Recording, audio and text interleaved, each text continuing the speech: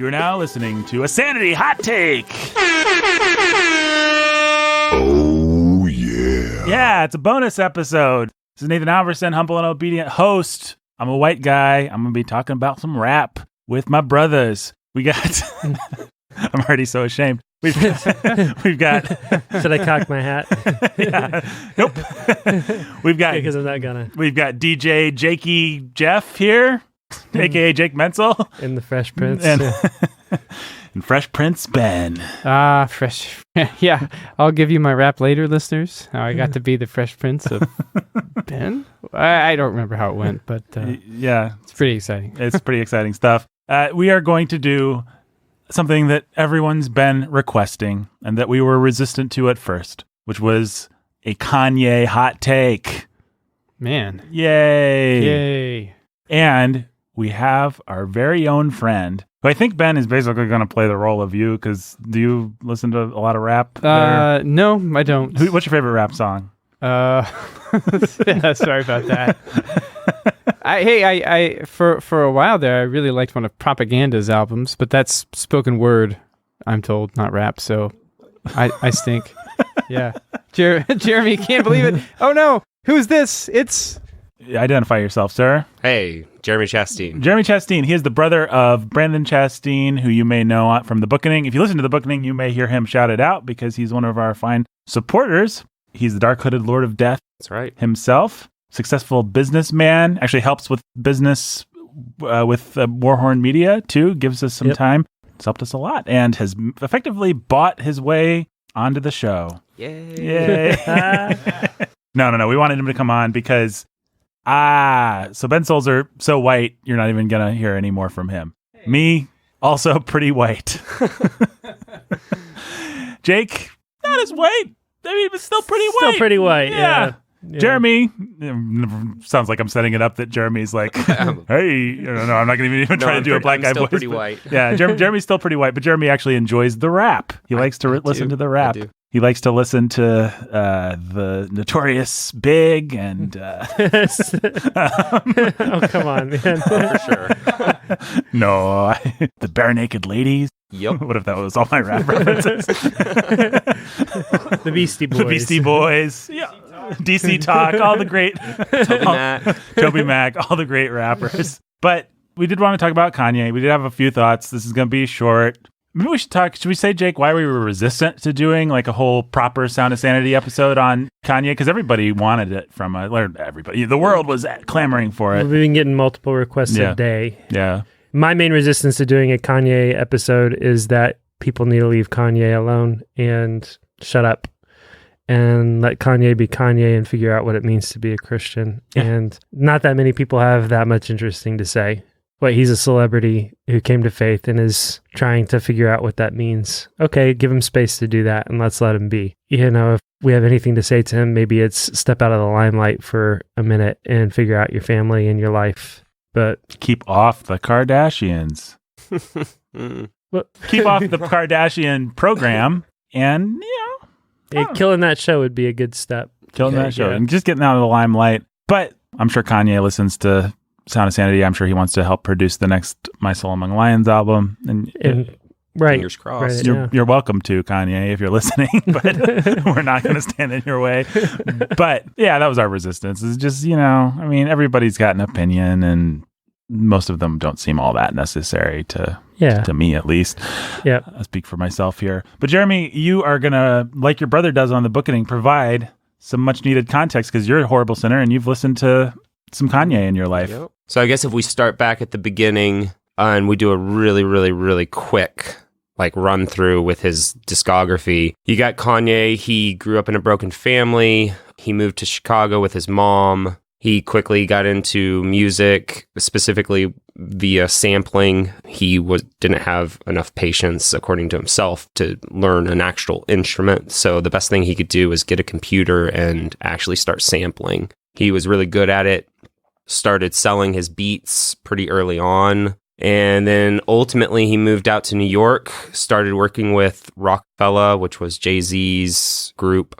Got some beats on Jay-Z's albums. I think he's got 5 or so on Blueprint, which is one of the most famous Jay-Z albums. And the whole time, though, he actually kind of despised being a producer. He wanted to be actually a rapper. And it's pretty interesting if you read like some of Kanye's early stuff. There's like he would take every opportunity he could to sing or to rap in front of these people, trying to get them to produce his next album. So like there's a famous thing where at Rockefeller, he's in front of them all talking to them, and he gets up and he raps Jesus Walks, which is one of his famous early songs on Late Registration. He gets done, he walks into the next room, and they all burst out laughing, making fun of him. And so this is like where Kanye's coming from. Nobody's taking him serious as a rapper, but everybody takes him serious as a producer. So he was a successful producer. Oh, very, very, very. Yeah. I mean, like, the biggest rap artists at that time all were using Kanye's beats. Grammys, the people who were getting Grammys at that time, most of them were from Kanye's samples. I mean, he was the greatest producer. And that's why Rockefeller refused to let him go. And actually, he was working like, one thing that you can say about Kanye West from the very beginning is that Kanye West has a work ethic and a drive that is matched by nobody else. So he was working as a producer and working on his solo stuff at the same time. And then what happened is that one night he was driving home from the place and he got into a wreck and broke his jaw in like 5 places. And they didn't think he would ever be able to rap again. And instead, he went home and like almost immediately started working on his album again, which there's a song on his first album called Wire or something. I can't remember what it's called, but it's him in his apartment working through this process of having his jaw wired shut. And he puts it out, and Rockefeller and them hear it, and they basically can't put this guy aside. All of the people listen to this thing, love it. So then Late Registration comes out, and it's immediately critically acclaimed, et cetera, et cetera. And if you listen to those first 3 albums, all it is Kanye just saying, you know, look, nobody thought I could do it, but I did. I'm the best kind of thing. And that basically goes from Late Registration all the way up to Graduation, where it's him just basically proving himself to the rest of the world that not only is he the greatest producer of all time, he's also the greatest rapper, which makes him the greatest artist, obviously. The greatest human. yeah. I mean, because like Kanye, you've got, you know, Michelangelo, you've got Bach, exactly. You've got Kanye. Well, I mean, he's literally said that's not Jake exaggerating. That's This is what that's Kanye literally would what say. he would literally say. has said that he's Shakespeare in the flesh. And I mean, in some ways, you cannot look at the last 20 years or so of rap and not see that Kanye has completely changed it. Before this, every rap artist was a gangster, right? You know, Jay-Z, you know, all of these people. It's Dre, right? Like, Dre defined the rap of the 90s and the early 2000s, and Kanye gave us Jay-Z, gave us these more musical, bringing a different kind of pop musicality to rap was, I mean, that's Kanye. That's just Kanye. Yep. And just a complete break from the idea that a rapper had to be a gangster. I mean, Kanye West is this middle class suburban kid. He didn't grow up in like the streets. His mom was a professor at a university, you know, so he's coming in and now he's like completely changing the landscape of what a rapper could be. And so then we go into like the next phase of Kanye, which is also a semi comeback story, which is, you know, he goes off of Graduation to doing 808's Heartbreaks, which is during the time that his mom is dying, and then she dies, and then we get into full blown, you know, Kanye West at his most infamous. So I think most people listening will probably remember, even though it was a while back, the Taylor Swift at the VMAs, where he goes up to her and takes the mic and basically shames her for being up there. For winning. Yeah, for winning. He basically says, you know, it's all good and fine, Taylor, you had a great music video, but Beyonce had one of the best of all time. You know, it's like, this is immediately met with huge backlash. I think for the next like 2 or 3 months, you can't turn on like late night or news and people aren't, you know, making fun of Kanye for this. And Kanye feels this kind of thing very personally. I think it's part of his narcissism, part of his who he is, but he then basically forces himself into exile, goes away. Finally, he goes back to Hawaii, where he gets, I mean, tons and tons of the best rappers of the time, Jay-Z. And Kid artists from Cudi. all over the place. So like Justin Vernon comes out to Hawaii to work on his next album, which is My Beautiful Dark Twisted Fantasy, which I think is probably the greatest Kanye West album of all time. Just for context, so people know, Yes. Justin Vernon is like the king of sad white boy music. Yes. Yes. So I wasn't throwing like another hip hop guy. I'm just telling it like sad, experimental, wild, off the wall white boy music. That's Justin Vernon. That's what he specializes in. Yep. And so he's like bringing people from all over the map together. Right. But very creative, talented people from across the board. Right. And he's even discovering people at this time. So you got like Nicki Minaj doing songs on that album. And at that time, Nicki Minaj had only produced mixtapes. You know, she hadn't produced even a single album or came out with a single album at that time. It was all mixtapes. And he brings her out there. And basically, this is her opportunity to shine. When that album comes out, it's basically Kanye's like, I mean, it's even in the opening of it. It's just Kanye realizes that the world hates him. And the only way that he's going to prove to the world that they're wrong is by coming out with something that's so great, so big, so well produced that nobody can deny his genius. And that's what he did. He succeeded. Yep. So then you go forward and you get Yeezus and Life of Pablo, which I think kind of end this phase of Kanye's life where he knows that he is considered by most to be the greatest, at least rap artist of all time. And so you get Yeezus, which is basically Kanye's play on telling the world that he is the new Jesus. Then you get Life of Pablo, where he's, declaring to the world that I am a god, comparing himself and Kim to Mary and Joseph. Just Kanye West at his most conceited, his most prideful. And then, I mean, I don't know how to explain it other than he has a mental breakdown. Mm-hmm. Because you go from him doing all of these things where he's declaring to the world, I'm the greatest, everybody respect me, to him being out in California and doing 4 songs on what should be a 15, 20 song set at a concert. And instead of doing that, he gets to his 4th song, looks at the audience and starts giving them a 15-minute rant about slavery, about why Donald Trump's great, drops the mic, walks off stage, cancels the whole tour. At the same time, he's been seen wearing a MAGA hat. So just in context, this would be probably back in, summer of 2017, and so he's making all these really, really political statements, talking about 13th Amendment, getting rid of it, these things that are just like polarizing to the world, especially from a black man. And then you go away for a while after he did the whole rant in California.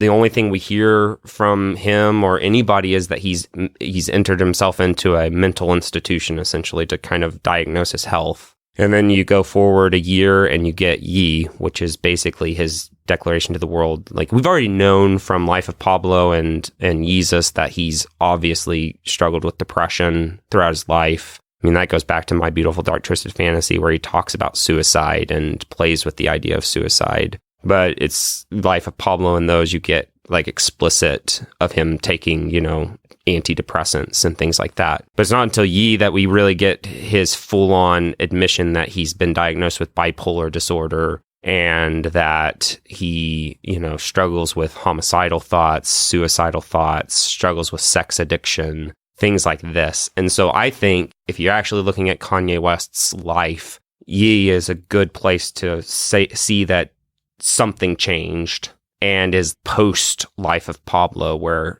he's at the height of his pride, at the height of his arrogance, and then all of a sudden at this downward. And so I really think that the last year and a half have been another semi comeback story for Kanye, in the sense that he's trying to explain to the world who he is and repackage himself, which then gets us fully up to Jesus is King. There was an aborted repackaging of himself between Ye and Jesus is King, that we were all expecting to see, or the world was expecting to see. Right, which is very important. Yeah, Yandi.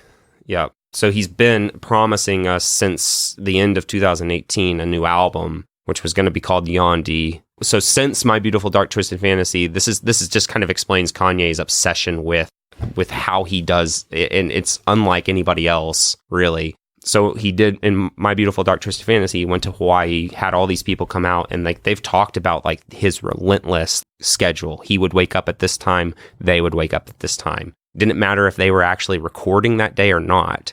They were up with him, they were in the meetings, et cetera, et cetera. And he's kept doing that since. And he recently started doing this out in Wyoming with Ye, and the next one was going to be Yandhi. We did at the beginning of this year get a lot of leaks from that album, which I liked, but we never actually got the fully recognized version of that album. Instead, we just get this one day random tweet from Kim Kardashian that the next album is going to be called Jesus is King and a set list. The whole world just loses its Blows mind. up, yeah. You know, of like, what? Like, where is Yandhi? What's happened? You know, and we've been getting these Sunday services that Kanye has been doing for a while now, where he's got these, you know, semi-religious concerts that he's been doing, where he's got a pastor or somebody come, they preach the gospel, he sings a bunch of gospel music. And so I think that gets us up fully to Jesus as King, which I think has been, I don't know, both sides of this kind of have frustrated me, listening to Christians talk about it and listening to non-Christians talk about it. Non-Christians seem to, a good majority of them seem to really dislike it.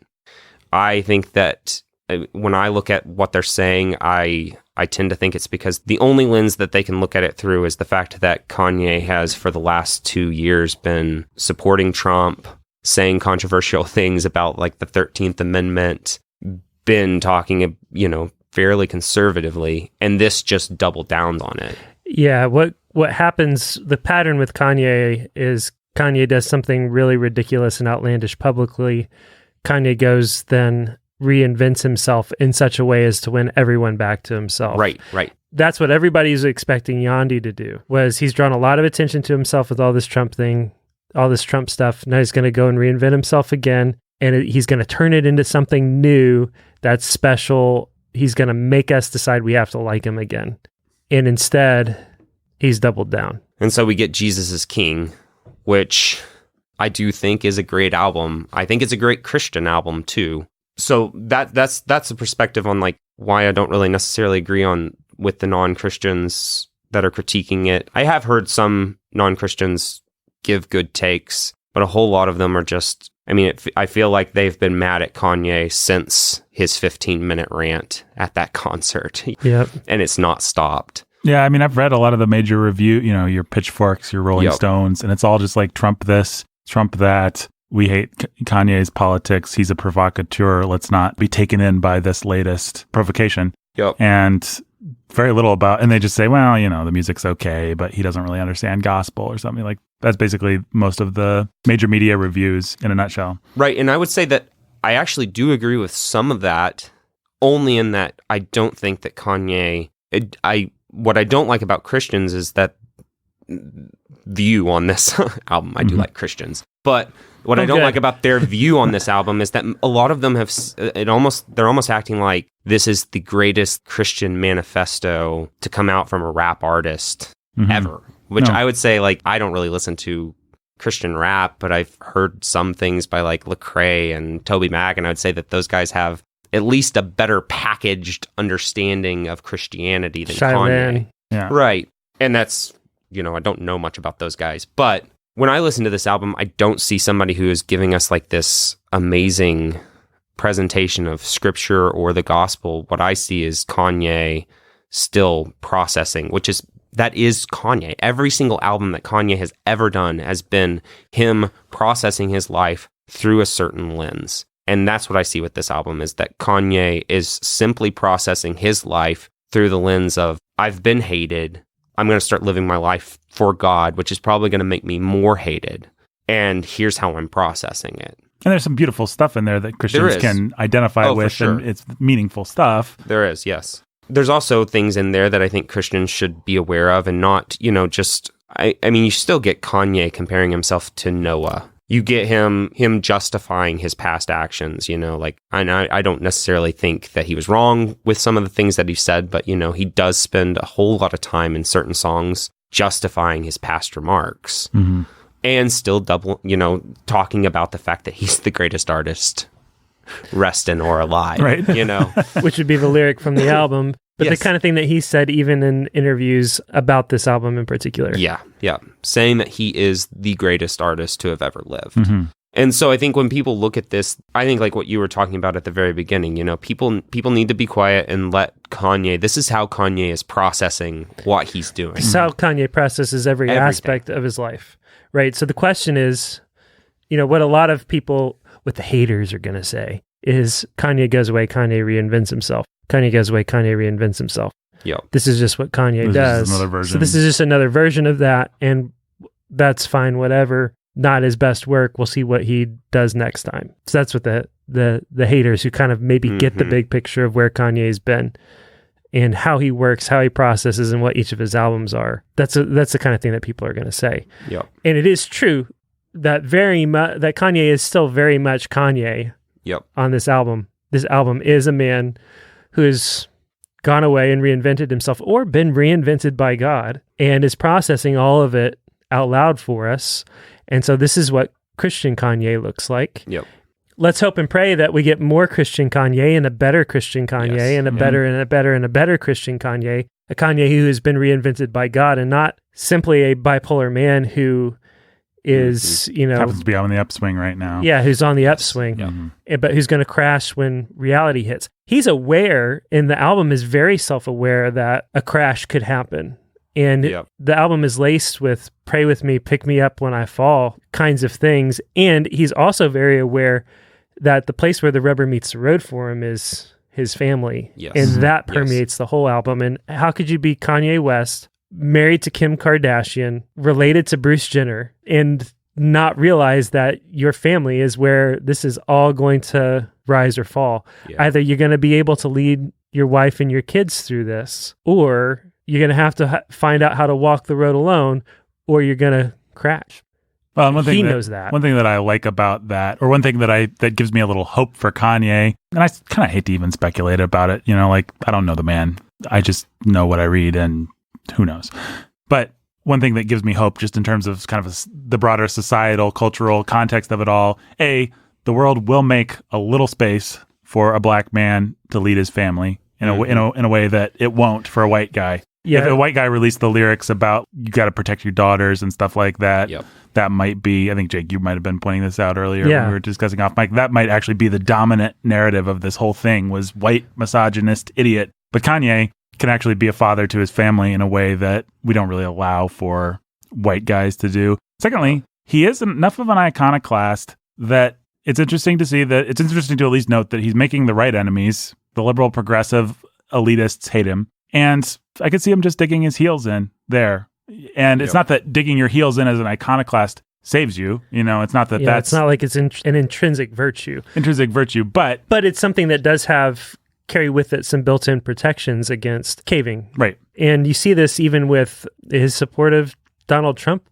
Like, that's an iconoclastic move on Kanye's part. Yep. And the fact that he was willing to swim upstream as a top-tier black artist before he had something real to stand for in Jesus. I mean, that's a hopeful thing. He's got the kind of backbone that if he believes in something, he's already proven before he became a Christian that he could stand against the tide in a...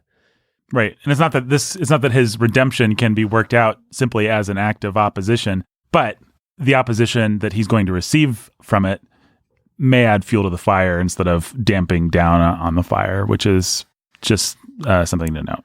Yeah. But I think, I don't know, my other 2 cents about the whole thing, Jeremy was talking about the Christians' reaction to this. And I just think Christians are so desperate to have something cool on their side. Yes. The place where we actually don't, I think, feel politically oppressed nearly as much, a lot of us, as we do feel artistically oppressed. I mean, we all feel Marvel, Disney, all the pop culture stuff that everybody likes, popular music, it's all secular, it's all godless, it's all progressive, it's all LGB, whatever.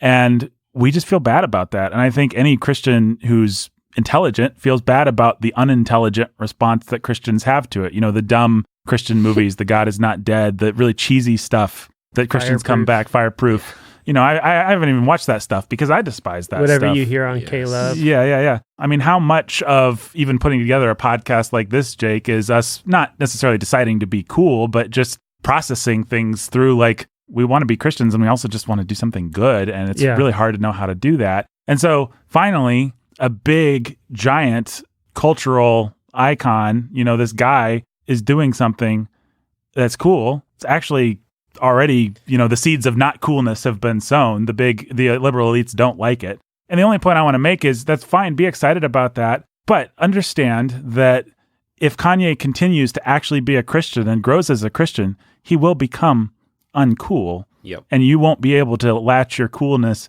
to him. One of two things will happen. His Christianity, he will remain cool or flame out or do whatever he wants to do, but he will have a shot at remaining cool by his Christianity dying down, or he will prove that he really has been saved and that his faith has taken root, and he will start to say things about abortion, or he'll have that interview where he says that thing. Yep. And suddenly everybody put those hates lyrics into that song. Puts those lyrics, and he will suddenly have the aroma of death, and the world will hate him, and the late night hosts will make fun of him, and you can already kind of see that percolating. You still have Brad Pitt coming to the, what are they called, the Sunday services, but the day might come very soon if Kanye sticks to his guns where Brad Pitt wouldn't be seen within a mile of one of those things. And so let's just not all be excited simply because something is Christian and something is cool, and let's not anoint it the greatest thing ever. Let's understand the limitations of it. Like Jeremy's talking about, it's very personal. It's not that it needs to be strongly doctrinal, but it's not the be all end all. There are probably better Christian rap albums out there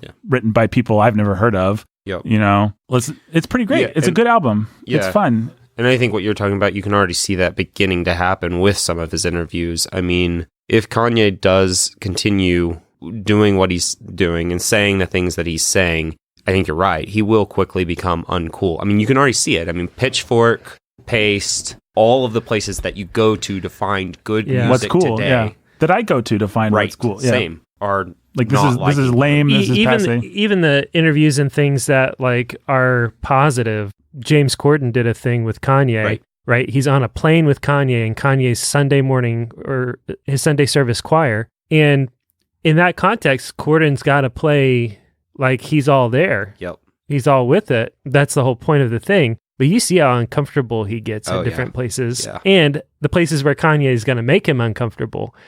And, it's like, I haven't watched the Kimmel interview yet, which I'd be interested to see how Kimmel handles it, because he's much more sophisticated and snarky than Corden could ever be. I mean, we were talking earlier, Jake, about how what that would have been like if it was Letterman, because Letterman had a way of always making fun of his guests and kind of being polite with them. Sometimes he'd just be vicious, but if it was a bigger celebrity, he'd be polite, but also he'd have a little joke that he was kind of sharing with the audience there in the studio, and also especially the television. Like Letterman was he was just a master of irony. He knew how to raise an eyebrow and tell you this guy's crazy, even while he's being polite. So Corden's kind of an easy, Corden's just a pushover. I hate. Yeah, and that's what that whole interview is, and it couldn't be anything less than that, especially in the context that he was in, because he's such he's in the middle of he's like and not just trapped on the middle of the airplane with the guy in his group in his Christian choir, but he's the lone white face in the middle of all of it, which complicates it that much more for him, right? Like he can't just play sideways to this plane full of black people, right?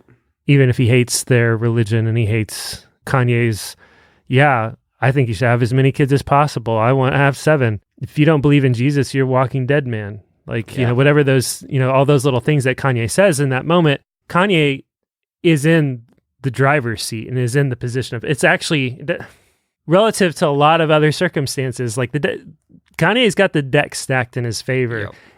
Doesn't necessarily have to take a lot of courage to do what he did with James Corden on that plane, right? Which is not to diminish any of those little words of faith that he said that are real and true. But Kanye's going to find himself in situations where the deck's not stacked in his favor, where it doesn't have to come across as, pro Kanye. That's going to be hard. And we've seen this thing happen before. I told you, just listening to the album, it's like that fake John Wesley quote. One of the main things that's attractive about this album is that, you set a man on fire people will come from miles around to watch him burn. Yeah. Right? And Kanye's a man on fire. Part of what's so attractive about this album is he's on fire and you want to see him burn. He's a believer.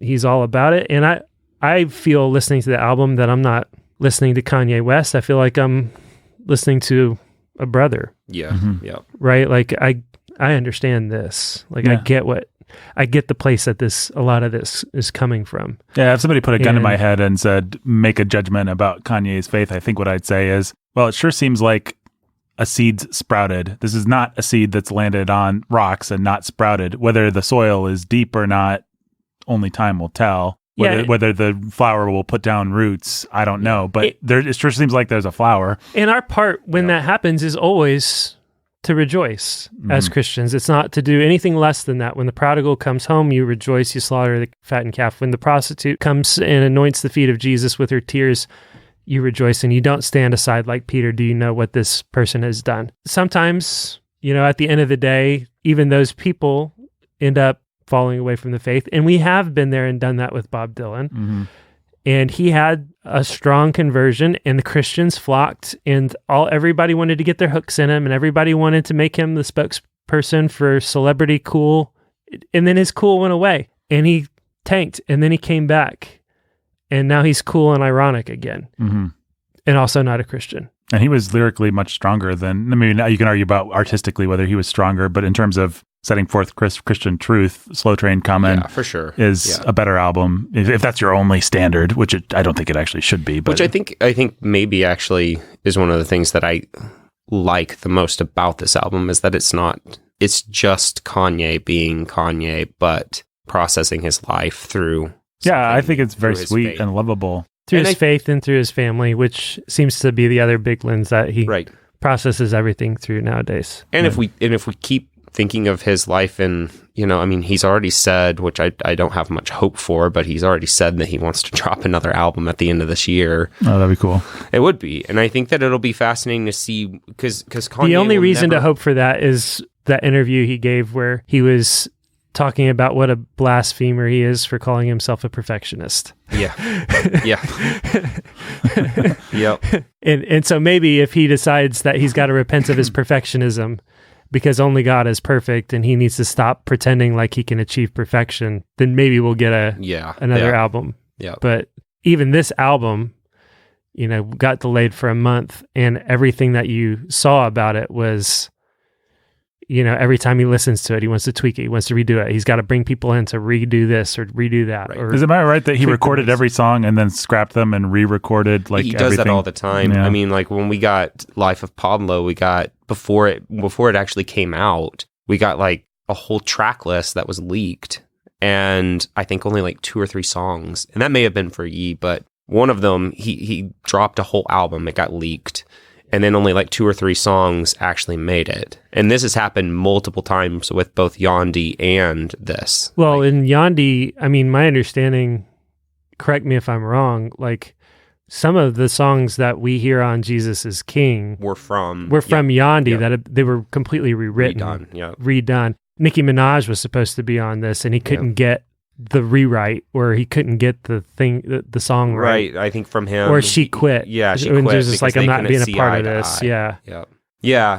I think the story was she had a pretty sexual track. Yes. Yeah. And she wouldn't rewrite it, or she wouldn't perform his rewrite of it. Yep. And that was it. So the song's dead. Well, that's one of the reasons he's going to become, if he sticks to his guns, uncool so fast, is because he's not going to be able to hit this in an abstract way. The only way he can hit it is through his family and through sexuality. And he's got a wife that's made $1 billion industry out of her own sexuality. Yeah, and one way or another, he's going to have to hit that, and he is hitting it. Yep. Yeah, and let me just caution people about even looking too deep into about just stuff. Googling it, because okay, so people who don't like Kanye and who are angry about Kanye or his album or his conversion are just going to post lewd things of his wife just to be nasty. And they have both done some awful things. Oh, yeah. Mm-hmm. And people are using that, weaponizing their past against them. And you got to be careful even where and how you look to see what's going on. Yep. with this stuff. Well, I think that's another place where we can have a little hope, though, for his repentance. I think some people are cynical. He hasn't just made the big, Kim's pulling all the pictures. That's not happened yet. But I think people should just realize it's complicated. You could imagine if you're just married to a prostitute, if I may say so, and then you get saved, you're going to tell her to stop walking the streets. If you're married to Kim Kardashian, it's all already out there. What do you do? And I'm not saying you don't do something and you don't do something right away and you don't do something dramatic, but I am saying let's have a little sympathy for the fact that it's a pretty complicated problem. I mean, Kanye's got all these old lyrics. Right. Well, and part all of these old pictures of him with upside down crosses and Yep. With Egyptian, he's been very, very blasphemous. But part of the problem is that, and I've heard Christians say that, and it kind of irritates me. It's there's only 3 albums by Kanye that were even produced by his own production studio. Most of them were done by Rockefeller, and he doesn't have the rights to pull them. Right. I mean, how can he do it? I mean, Kim Kardashian, her sex tape was famously leaked by. She doesn't own the rights to it. It's just out there. Once it's out there, it's out there. Playboy. She's signed away her rights when she takes those pictures for different publications. Right, exactly. Now she could become a lawyer like she wants to and make a big. She's working towards. Yeah. I mean, maybe the perfect version of the future is her going to bat for image likeness, and she wants to get it all the past sponged away, and the big evil corporations won't let her. But even then, let's say she won that fight. There'd still be things circulating on the internet. The internet's unfortunately people written have saved in them. stone. Yeah. And so I'm not really saying anything with that, except for let's just have a little bit of sympathy for the situation that these people find themselves in through their own sin. We even, thank you, Keeping Up with the Kardashians, we see them working through it. Yeah. And that's why Keeping Up with the Kardashians needs to die, because they need to be able to do this. They need to be able to do it. You should just tell people if they private. don't know what you're referring to, though. Yeah, well, they're going to an awards banquet or something like that. Kim has got this dress that is very provocative, and probably Kanye picked it out or helped buy or whatever, who knows. But suddenly he has this thought of, actually, I'm not comfortable with you going out like that. I'm all for you being sexy, but sexy for who? Shouldn't you just be sexy for your husband? And she's like, well, I don't understand. I'm confused. Don't you like this? Isn't this like our thing? Well, it's just, she's crying. I haven't actually watched. I read a thing about it. Yep. So, but she's gonna cry and I don't. Yeah, I mean, he probably loses that fight, or else it wouldn't make it into the episode. She basically says something along the lines of that she's not in the same place on her journey as he is. Mm-hmm. Yeah, but I think the sweetest thing about that was that Kanye recognizes that he has in some ways helped create her image because of who he is. I mean, he's a rapper. You look at Beyonce, you look at all of these guys, and what they want is what Kim Kardashian is. And Kanye sees that in himself. Yeah. And he's also coming around and he's trying in his ways to throw the gauntlet down and say, can't do it. We can't do this anymore. This is the fight for my family. This is the fight for my soul. This is the fight for my kids, for my wife, for my life. That's almost... That's a quote. A quote from the album, right? A quote, yeah. He knows that that's the place where the fight is and is going to be. And, I've read he really has imposed on himself and his family a pretty Sabbatarian kind of, we're not going to be on social media on Sundays. His life's gone quiet. They eat dinner together as a family. They play with the kids. They put him to bed. He reads the Bible. He's working on figuring out how to lead his family. Whether or not he can lead her through it is another question. Whether or not he can stand up to her and go the road alone, if that's what he needs to do, is another question. Obviously on his mind. Very much on his mind, all over the place on the album. Mm-hmm. But also, the other hopeful part of this to me is that he very much will credit the fact that he did get married, and he did start a family with his repentance. Yep.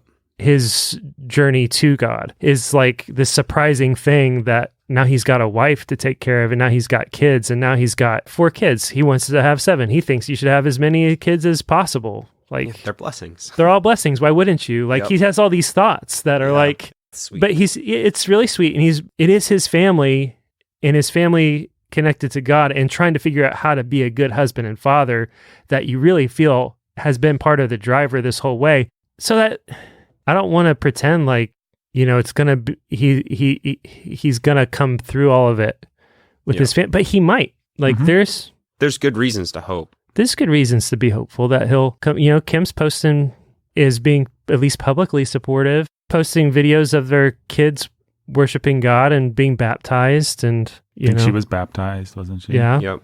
And she wore a veil for the baptism, or a head covering, or something like that.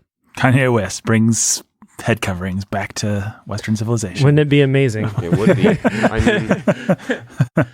I think the thing, going back to one thing you said earlier about him being able to withstand the pressures, I do think that one thing that I liked about this album is that if you listen to him before, one of the things that you always see on his tracks is that he features tons and tons of other people. And one thing that was missing from this, also kind of missing from the last album as well, is that he didn't feature tons of people. And I think that we still got an amazingly well-produced album with some amazing samples, everything you'd want from Kanye, and he did it without other people, really. It's impressive. And he did it with an amazing choir. It with an amazing choir, yep. Well, and to throw a bone to the Christians who are just excited to have a cool Christian, it is fun. It is fun to have a guy making quote unquote Christian music who can actually just throw $1 billion at it and make it everything that. And who knows what to do with $1 billion. And who knows what to do with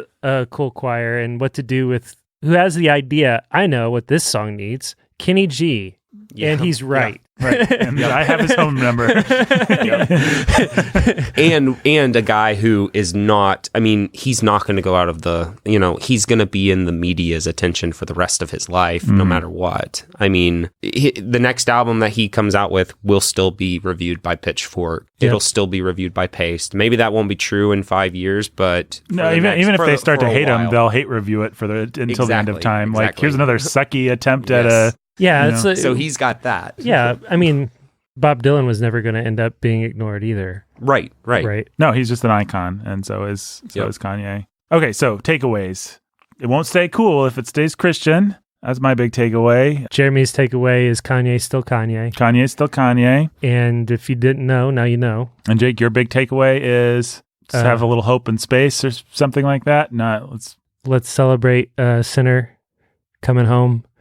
Let's shut up and give him space, and let's understand how difficult a road this is going to be for him and how much conflict he's going to have to go through, and pray for the guy because he needs it. Yeah. Well, one of the things that you always like to say around Christmas time is, people will complain about Dean Martin or Mariah Carey commanding us to fall on our knees and worship the Savior. One of the classic Jake Menzel thoughts is, isn't that cool? Yeah. That's the best. Yeah. These people are being hypocrites, but God is using them to command everybody at Walmart to fall down on your knees. Yeah, look at what God's done, that he's created a world where even Frank Sinatra has to pay lip service to him, right?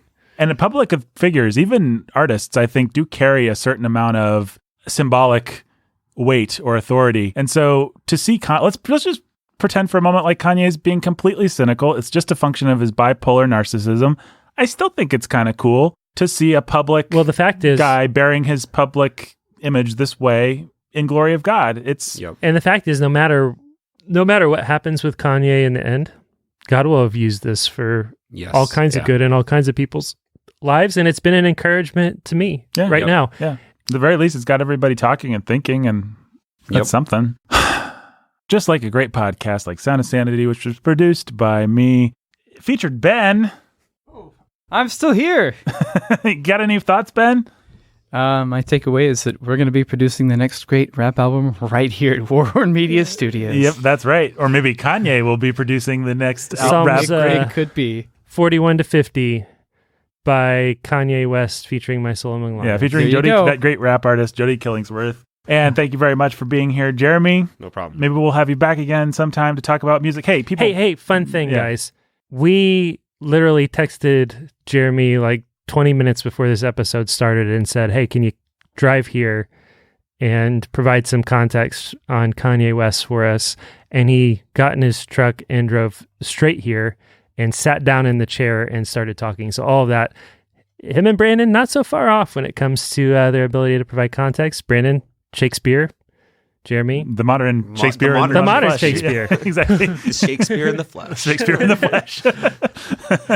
So thank you to Jeremy. We'll have to have you come on for Paul. It occurs to me we should say people probably shouldn't listen to Kanye's Yeah, others. disclaimer.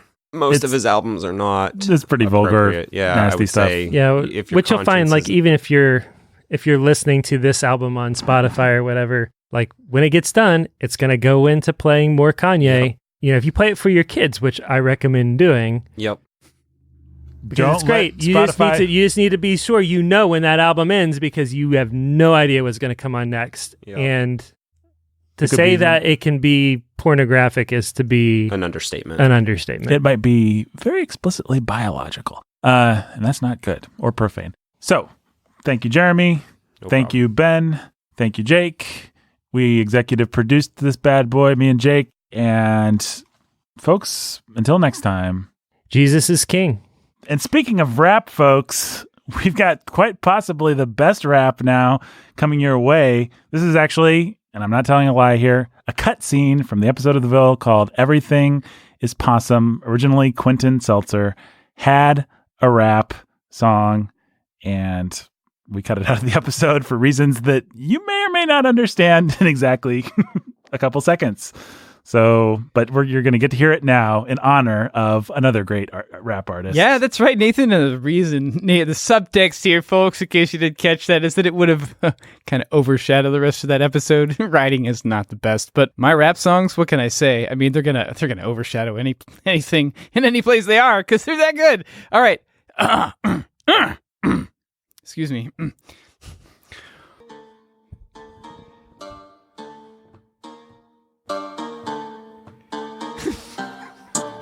Well, my name is Quentin, and I'm here to say I like to go on Reddit every single day. I write awesome books, and I sell them at the church. You don't know about them. I won't leave you in the lurch. Homie's got you covered. I'm a child of the streets. I'm ripping up my golf game, and I'm eating pickled beets. All the ladies love me. They ask me for my number, but my phone is disconnected, which is really quite a bummer. Don't worry, I'm assertive with the cell phone company. I told them they were jerks because I wanted it for free. Wrote about it in a blog post. Those losers called it libel. Anyway, I'm super pumped to be a pastor of the Bible. Yay.